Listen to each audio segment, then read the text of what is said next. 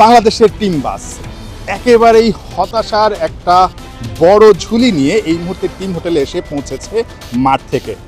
পুরো দিনে বাংলাদেশ যে ধরনের ক্রিকেট খেলেছে তাতে করে আত্মতৃপ্তির কিংবা ভালো কিছুর আসলে ছাপ ছিল না, একমাত্র তাইজুল ইসলামের 5 উইকেট প্রাপ্তি ছাড়া। তাইজুল ইসলাম ক্যারিয়ারে 17তম বারের মতো 5 উইকেট নিয়েছেন। তার সামনে আছেন কেবল সাকিব আল হাসান, যিনি কিনা 19 বার 5 উইকেট নেওয়ার কীর্তি করেছেন। পোস্ট ম্যাচ কনফারেন্সে এসে বাংলাদেশের ব্যাটিংয়ের চাইতে তাইজুলের পারফরম্যান্স নিয়েই কিন্তু অনেক বেশি প্রশ্ন ছিল। সাকিব ভাইকে ছাড়াইতে পারি বা পারি না, এটা আসলে অবশ্যই সাকিব ভাই অনেক বড় একটা ক্রিকেটার। তো আসলে এটা একটা আছে না, আপনার যখন একটা লিজেন্ডদেরকে ছাড়াই যাবেন আপনার নিজের মনের মধ্যে একটা ভালো লাগা কাজ করে। তো সেদিক এটা একটা পারফরমেন্স খেলা, তো সেদিক থেকে আমার ভালো লাগাটাই স্বাভাবিক। বাংলাদেশ এখনও 96 রানে পিছিয়ে আছে এই টেস্টে, অর্থাৎ 6টা উইকেট পতনের পর বাংলাদেশের হারটা এখন শুধুই মাত্র সময়ের ব্যাপার। চতুর্থ দিনেই বাংলাদেশের হারটা হয়তোবা নিশ্চিত হয়ে যাবে।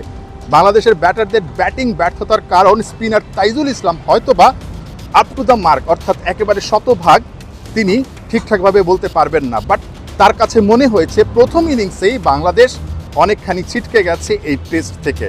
না, এখানে রিজন বলতে যে ট্রুলি যে আমরা ভালো ক্রিকেট খেলি নাই, হয়তোবা আমরা সব মিলায় যদি একটা ভালো ক্রিকেট খেলতাম হয়তোবা আমরা ভালো একটা জায়গায় থাকতাম।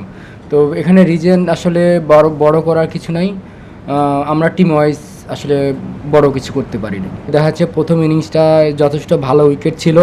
আমরা যদি ওইখানে আপনি একটা জিনিস খেয়াল করবেন যে প্রত্যেকটা ব্যাটসম্যান আমাদের সেট হয়ে আউট হয়েছে 25-30 এমন করে। হয়তোবা এই রানগুলো যদি আমরা কেউ 2টা সেঞ্চুরি বা কেউ 2টা 50 এরকম করে যদি হয়তোবা আমরা আজকে অনেক ভালো একটা পজিশনে থাকতাম। গল টেস্টে বাংলাদেশ ড্র করার পরও অনেক প্রশ্ন কিন্তু সামনে চলে এসেছিল। বাংলাদেশ কি আদৌ এই টেস্টটা জিততে পারতো, বা টেস্ট কি আসলে জেতার জন্য বাংলাদেশ খেলেছে, এরকম অনেক প্রশ্ন কিন্তু সামনে চলে এসেছিল। তবে সেই প্রশ্নকেও ছাপিয়ে কলম্বো টেস্টে টাইগার ব্যাটারদের ব্যর্থতা সামনে চলে আসছে। প্রশ্ন উঠছে, টেস্ট স্ট্যাটাস প্রাপ্তির এই মাসে বাংলাদেশ যে ধরনের ব্যাটিং ডিসপ্লে দেখিয়েছে তাতে করে ঠিক 25 বছর পরও বাংলাদেশ কি আদৌ টেস্ট খেলাটা ঠিকঠাকভাবে শিখতে পেরেছে?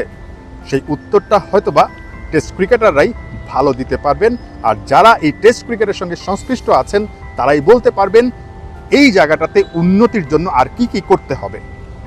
নাহিয়ান বিন জসিম, 71, কলম্বো, শ্রীলঙ্কা।